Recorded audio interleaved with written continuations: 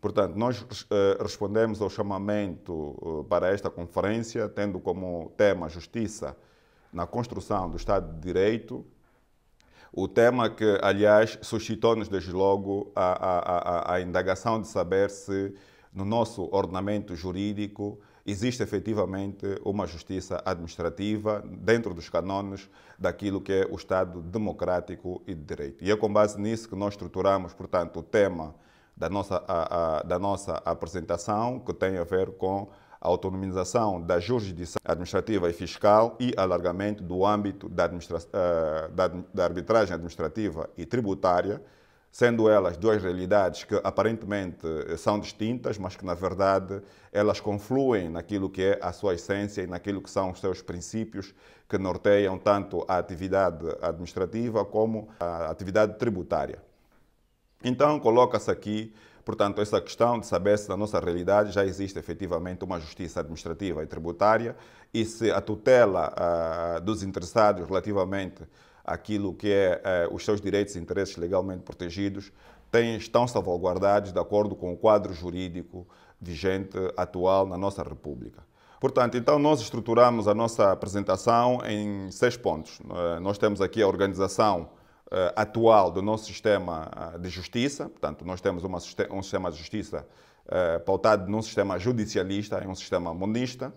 E nós temos as categorias de tribunais, depois temos os princípios da tutela jurisdicional efetiva, a organização do sistema jurisdicional, uma proposta que vai decorrer daquilo que é a nossa investigação em torno da nossa justiça administrativa em comparação com os sistemas que informam ou que nos servem de inspiração para a estruturação do nosso sistema. E nós temos também depois o âmbito da arbitragem no domínio administrativo e no domínio tributário. Vamos, portanto, fazer aí uma apreciação técnica e crítica, portanto, do âmbito da arbitragem e trazer aqui sugestões também de melhoria e apresentar, portanto, as questões problemáticas no domínio da arbitragem administrativa de acordo com o quadro atual, portanto, instituído. Então, nós temos na nossa ordem jurídica, portanto, um sistema monista, como nós dissemos, um sistema judicialista, em que congrega a justiça numa única ordem de jurisdição, que é a jurisdição comum, mas que contém, portanto, secções de contencioso administrativo e fiscal em cada um dos graus de jurisdição, começando pelo primeiro grau, nos tribunais de comarca, e depois, no segundo grau, nos tribunais de relação, e, por último, no terceiro grau, no Supremo ou no Tribunal Supremo. Portanto, contendo aí secções e câmaras do contencioso administrativo que são, portanto, especializadas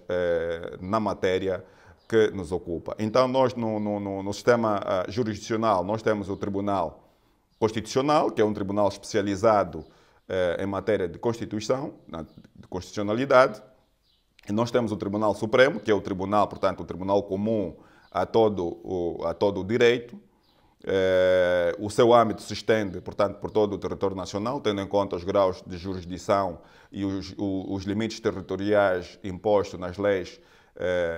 orgânicas de cada uma das jurisdições. E nós temos o Supremo Tribunal Militar e o Tribunal de Contas. E, portanto, o artigo 176 da Constituição da República, na sua linha D, número 1, admite que possam ser, portanto, criados uma outra jurisdição, a jurisdição administrativa e fiscal. Portanto, entretanto, esta jurisdição, do ponto de vista autônomo, ela não existe, apenas existem secções dentro da jurisdição comum, então não se pode dizer, do ponto de vista material, que existe efetivamente uma jurisdição administrativa autônoma. Existe aqui do ponto de vista formal,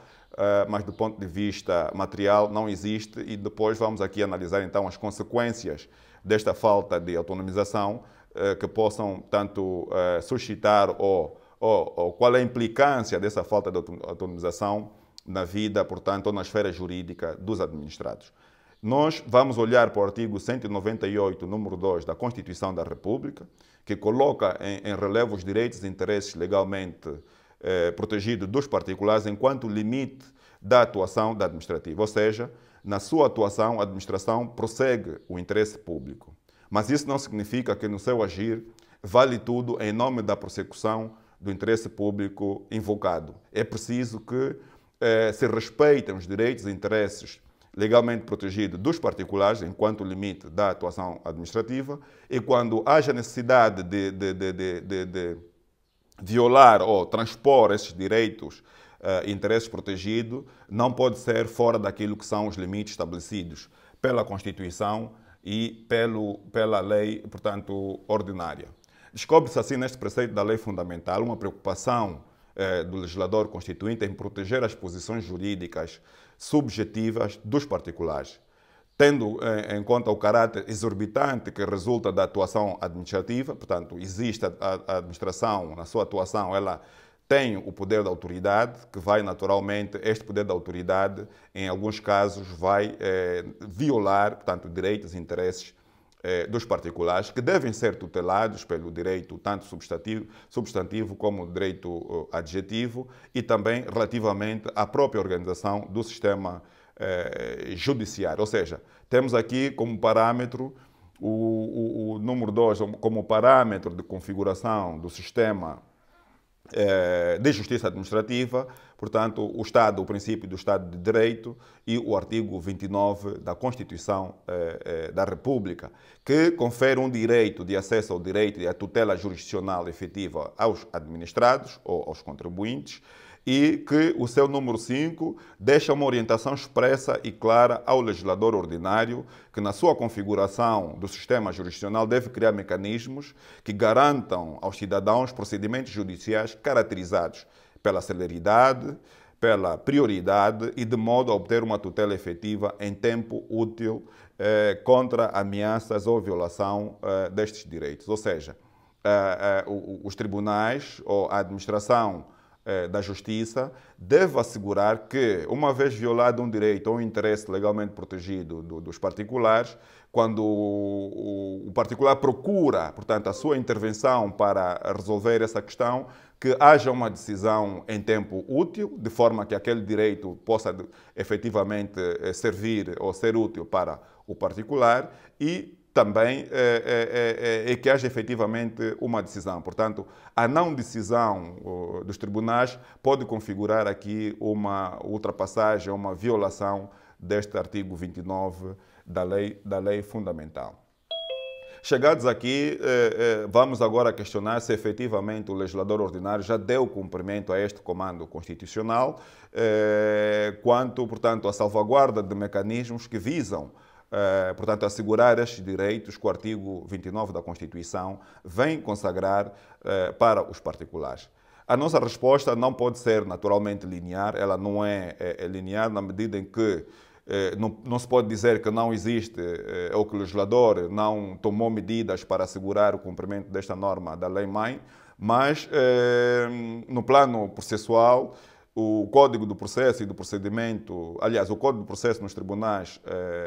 o Código do Processo do Contencioso Administrativo, já vem assumir aqui uma vertente bipartida, na medida em que, portanto, assume uma vertente subjetivista e objetivista, na medida em que não visa apenas reprimir as ilegalidades cometidas pela administração, mas visa também tutelar os direitos subjetivos dos particulares. Então, nós temos aqui no plano processual já um caminho percorrido pelo legislador ordinário, no sentido de dar cumprimento a este artigo 29 da lei fundamental, mas do ponto de vista organizatório, não sei se nós podemos dizer a mesma coisa. Nós temos aqui as categorias do tribunal ou a organização do nosso sistema de justiça administrativa, refletido no quadro que está aqui a ser apresentado, que apresenta-se como uma jurisdição única. Portanto, nós temos um sistema judicialista, portanto, em contraposição com os sistemas administrativistas, portanto, que se verificam tanto em França, Alemanha e Portugal, em que existe efetivamente uma jurisdição administrativa com 3 graus de jurisdição, uma primeira instância, uma segunda instância e uma instância superior, um tribunal superior administrativo. Nós temos assim única jurisdição, que é o Tribunal Supremo, contendo depois 2 graus abaixo o Tribunal da Relação e o Tribunal da Comarca, dentro dos quais estão contemplados salas do contencioso fiscal e administrativo, nas quais são, portanto, adstritas alguns juízes, em número mínimo de 3, no Tribunal da Comarca, para, portanto, tratarem das questões contenciosas. Mas não se pode dizer que esse modelo efetivamente cumpre com o princípio da autonomização da justiça administrativa ou cumpre com a tutela jurisdicional efetiva, na medida em que o contexto atual verifica-se que os atrasos nas decisões ou a morosidade nas decisões do Tribunal Comum, que contém essas salas administrativas, não conseguem assegurar, então, a resposta rápida, eficaz e a decisão, às vezes, das questões ou das contendas que os tribunais, que os particulares, portanto, têm com a administração, na medida em que, em muitos casos, não se verificam sequer decisão em intervalos de 10 a 15 anos. E uma não decisão ou uma justiça atrasada, de acordo com a doutrina, entende-se que é uma não justiça. Portanto, o modelo atual aparenta não resolver a questão da tutela jurisdicional efetiva. Por um lado. Por outro lado, nós temos aqui o próprio Código de Processo do Contencioso Administrativo, que põe em primeiro grau de jurisdição, ou seja, apenas os atos do poder local. Isto é uma reminiscência, portanto, daquele modelo do Conselho de Prefeitura e do Conselho de Estado que tanto animava os sistemas, e em alguns casos ainda anima, dos sistemas dos países europeus, mas que, a nosso ver, achamos que já não faz qualquer sentido, por exemplo, obrigar um cidadão que está em cabinda, que tem uma pretensão a propor relativamente a uma contenda contra o governo, contra um ato administrativo emitido pelo governador provincial, ter que se deslocar para a Luanda, que é a sede do Tribunal da Relação da Primeira Região, para propor a sua ação e aí, portanto, dar continuidade dos consequentes ou dos atos processuais até a conclusão daquela lide. Ou seja, este modelo pode, em alguns casos, representar custos econômicos elevados para os particulares e que vai naturalmente também dissuadi-los de litigar com a administração na medida em que não é praticável. Então, o modelo atual, pensamos que a primeira instância podia ser competente para conhecer de todos os conflitos ou todos os litígios que opõem a administração aos particulares dentro da circunscrição provincial, porque não estamos aqui a referir a matéria criminal, mas é sim uma matéria, portanto, administrativa, que não requer a presença do autor do ato, portanto, perante juízo. Portanto, é um processo essencialmente escrito e os patrocinadores ou os advogados podem naturalmente se fazer presente nas audiências por alguém indicado pelo autor do ato, devidamente documentado com procuração, para, portanto, nas audiências de produção de provas. Então, não se vê aqui razão de se submeter, portanto, os particulares a terem que se deslocar de província em província, conforme a sede do tribunal, para propor uma ação relativamente a um contencioso ou da contratação pública ou relativamente a um ato administrativo praticado pelo governador provincial. Então, nós temos aqui um sistema que portanto, vigora o princípio da hierarquia do ato. É um princípio antigo, portanto, mas que, a nosso ver, ele podia ser muito bem abandonado, porque já não se justifica essa hierarquia, porque nós não estamos num contexto de monarquia. É um princípio que surge em contexto de monarquia, mas que atualmente ele já não se justifica. Então, é nosso entender, salvo o devido respeito às opiniões que pensam o contrário, que uma autonomização da jurisdição administrativa assegura melhor, portanto, a tutela dos direitos, interesses legalmente protegidos dos particulares. Até porque a questão da especialização do juiz administrativo A questão do direito administrativo, que hoje em dia já conhece uma evolução considerável, sobretudo o direito administrativo especial, no domínio da contratação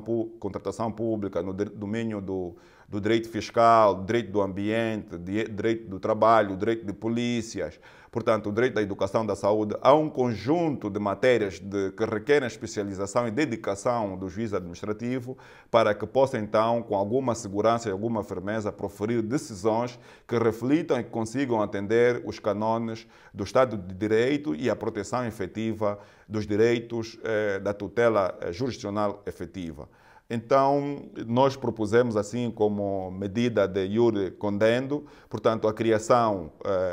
de um Supremo Tribunal Administrativo, que estaria na cúpula da jurisdição administrativa, com tribunais centrais e tribunais de primeira instância, sem prejuízo, naturalmente, do correspondente órgão que vai tutelar a disciplina dos juízes integrados nessa jurisdição, e também de um tribunal de conflito que virá, naturalmente, ao que teria a incumbência de resolver os conflitos de jurisdição que se iriam pôr entre a jurisdição administrativa e a jurisdição comum e os tribunais da mesma, integrados na mesma jurisdição. Então, portanto, essa é a proposta que nós fizemos em sede de organização do nosso sistema jurisdicional administrativo, portanto, uma autonomia da justiça administrativa, da justiça comum, de forma a garantir aqui a especialização, a celeridade e a qualidade das decisões, de acordo com as regras e princípios do direito administrativo, que hoje em dia já não se pode confundir com o direito privado, sendo que o direito administrativo agora é um direito autônomo do direito privado. O direito privado deixou de ser o direito comum como regra de orientação, portanto, do nosso sistema, pelo menos, ou dos sistemas que perfilham a família da civil law, em contraposição com os da common law, que continuam pelo direito comum como direito regra. Assim, em alternativa para além da autonomização da jurisdição, propõe-se também aqui uma revisão do âmbito da arbitragem administrativa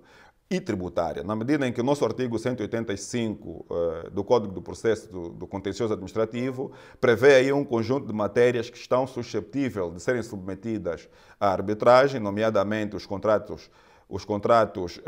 públicos, incluindo as questões relativas aos atos administrativos da sua execução, as questões de responsabilidade civil extracontratual, incluindo a efetivação do direito de regresso, as questões relativas a atos administrativos que possam ser revogados sem prejuízo da sua invalidade nos termos da lei substantiva e questões sobre serviços públicos concessionários. O que nós temos a dizer sobre este âmbito da arbitragem administrativa aqui consagrado pelo legislador administrativo? Nós entendemos que o âmbito da arbitragem administrativa ainda é reduzido. O legislador, em nosso entender, devia optar por uma cláusula geral e não por uma lista taxativa, impondo limites ao juiz administrativo arbitral, na medida em que a nossa Constituição não consagra aqui um princípio de reserva de jurisdição e admite os tribunais administrativos na nossa ordem constitucional, ainda que não expressamente, mas o costume, a cultura jurídica e a própria lei fundamental admite que possam existir meios extrajudiciais para a resolução de litígio ao lado dos tribunais estaduais. Então não se vê, portanto, as restrições que o legislador coloca aqui ao juiz arbitral, na medida em que o juiz arbitral, na análise, por exemplo, de um conflito relativamente aos contratos públicos, ele não vai só se deparar com atos administrativos praticados na sua execução, até porque o contrato público ou o contrato administrativo,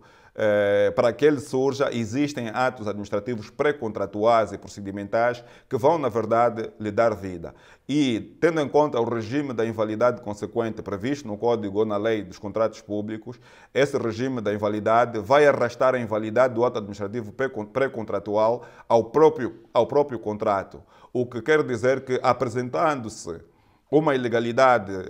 de um ato administrativo pré-contratual como questão incidental,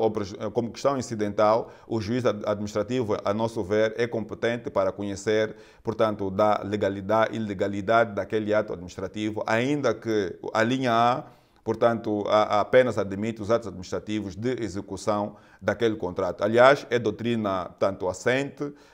e também jurisprudência nos países que nos inspiraram, que, portanto, essa norma não limita apenas a análise ou ao poder de cognição do juiz-árbitro, às questões do contrato e aos atos de execução. Até porque as questões respeitantes ao contrato correspondem a todas as questões a ele inerentes, desde logo os atos administrativos procedimentais praticados, não é, até a condução, portanto, da celebração do respectivo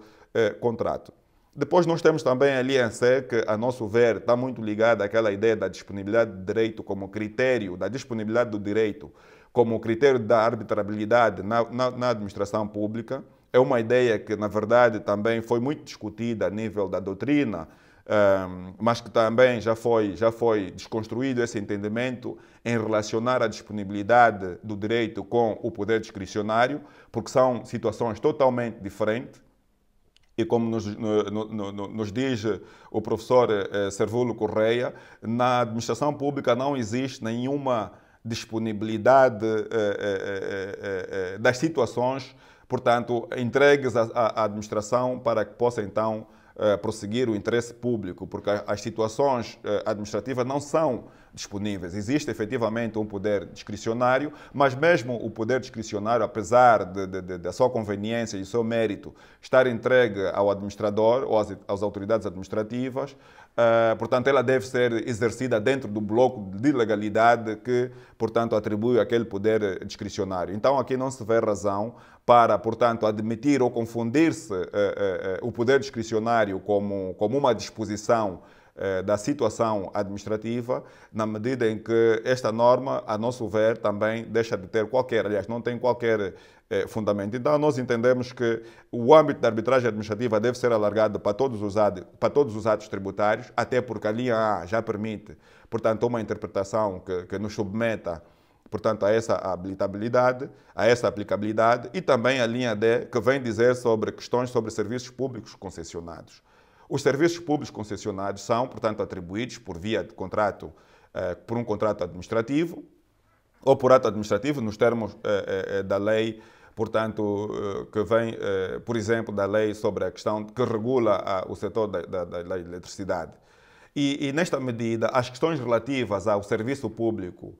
concessionado estão nela incluídas não só os contratos, mas também os atos administrativos. E isso quer dizer que todos os atos administrativos praticados para que aquele contrato administrativo surja, eles inserem-se na questão relativa a serviços públicos concessionados. Ou seja, o poder de cognição do juiz-árbitro também vai adentrar nos atos administrativos pré-contratuais e os atos administrativos de execução daquele contrato de concessão. E depois nós temos aqui também uma arbitragem do artigo 92 do Código do Processo Tributário, que, na verdade, mas antes de irmos para o Código de Processo Tributário, importa também referir os outros regimes especiais da arbitragem administrativa que estão previstos na Lei das Parcerias Públicas e Privadas, portanto, na Lei do investimento externo e noutros diplomas especiais que consagram aí regimes de arbitragens, mas que não efetivamente procuram regular o processo arbitral, a forma de constituição do tribunal e nem os critérios de decisão do juiz-árbitro.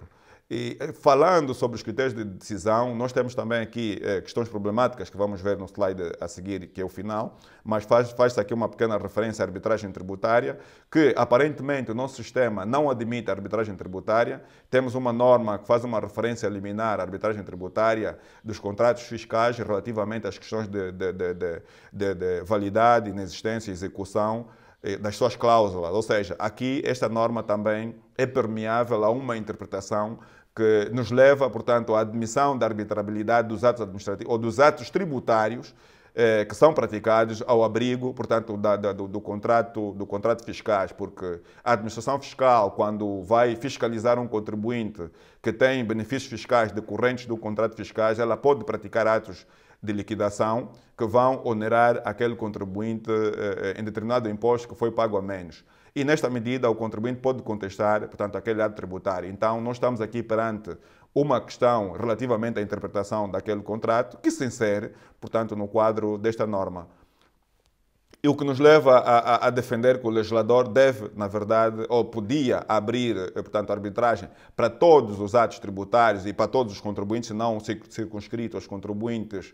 do setor petrolífero, na medida em que também o princípio da justiça e da igualdade impõe, portanto, uma postura que visa não só beneficiar uns contribuintes, mas todos os contribuintes. Porquê? Porque os contribuintes, no geral, que tenham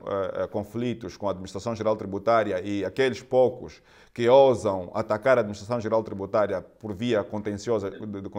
judicial, eles têm muita dificuldade em obter as suas respostas em tempo tempestivo, na medida em que o Tribunal, conforme foi configurado e conforme nós lá vimos,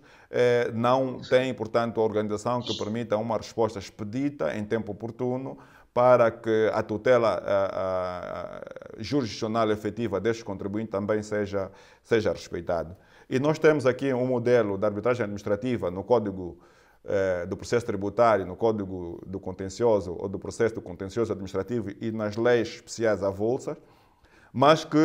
o Código do Processo Tributário, enquanto lei geral da arbitragem administrativa, ela não procura regular com toda a cuidade as questões da arbitragem administrativa que devem ter cuidados, os cuidados próprios das regras e princípios do direito administrativo. Ela faz uma remissão em bloco para a LAV. Ora, a LAV é uma arbitragem, apesar de ser arbitragem geral, que não afeta só os particulares, mas também os entes administrativos, mas ela está muito desenhada, virada para a arbitragem própria do comércio, em que o princípio da autonomia da vontade vigora ou vinga, o princípio da transparência e o princípio da disposição, em que as partes podem, na verdade, dispor das suas situações jurídicas como solução para pôr fim ao conflito. Já no domínio administrativo,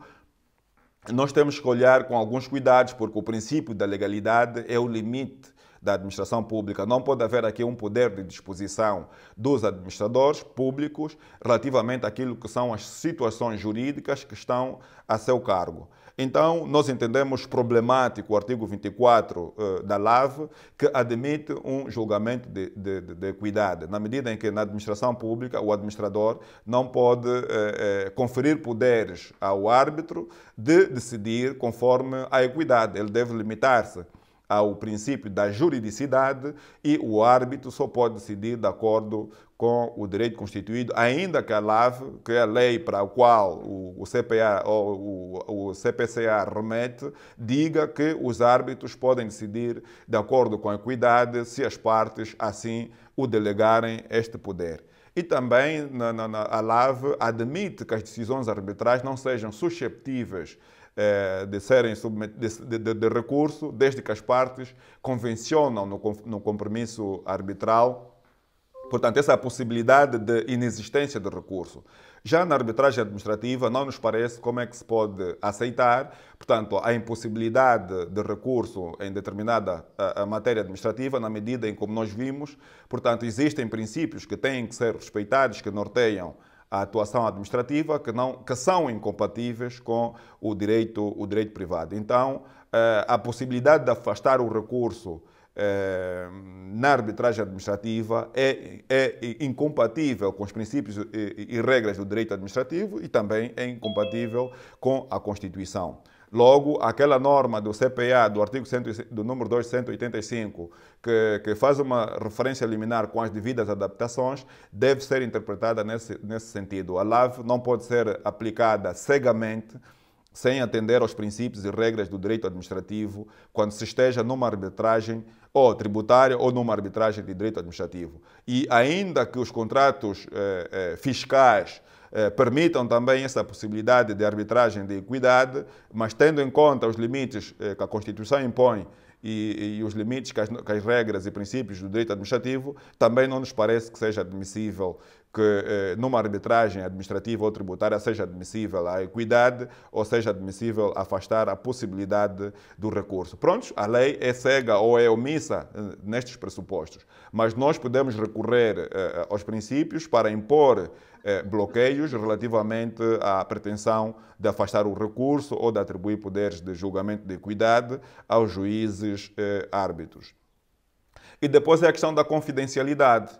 Também a confidencialidade é uma questão que é incompatível com os princípios e regras do direito administrativo. Na arbitragem administrativa não se pode falar em confidencialidade. Por gentileza, para encaminhar suas conclusões, por gentileza, nosso tempo. Vou já terminar, muito obrigado. E também a questão da publicidade. Nós entendemos que a publicidade não pode ser um critério aplicável na arbitragem administrativa. E por isso o legislador devia ou deve, como solução de iure condendo, portanto, estabelecer um estatuto de arbitragem que traga alguns limites e que compatibilize com os princípios e regras do direito administrativo. Portanto, depois nós temos aqui na arbitragem administrativa, acho que é um ganho do nosso legislador em comparação com outras situações, que é um direito potestativo à arbitragem e que muita gente não conhece por ser pouco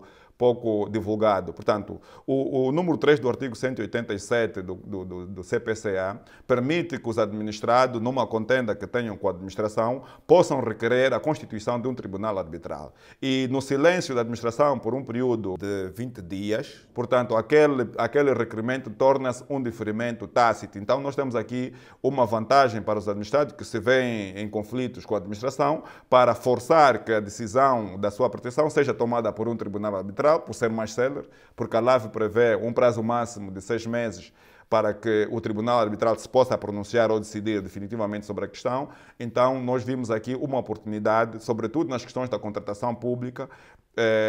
nas questões pré-contratuais, onde é suscetível de haver mais conflitos com a administração, mas só não existem porque os particulares não se atrevem em demandar a administração em juízo, porque já sabem, portanto, que o resultado pode não lhes ser favorável. Então, o tribunal arbitral seria uma alternativa para a arbitragem na contratação pública e não só, como uma forma de salvaguardar aqui a tutela jurisdicional efetiva e o direito de acesso ao direito. E com isso termino a minha apresentação e peço desculpas por me ter excedido no tempo. Muito obrigado.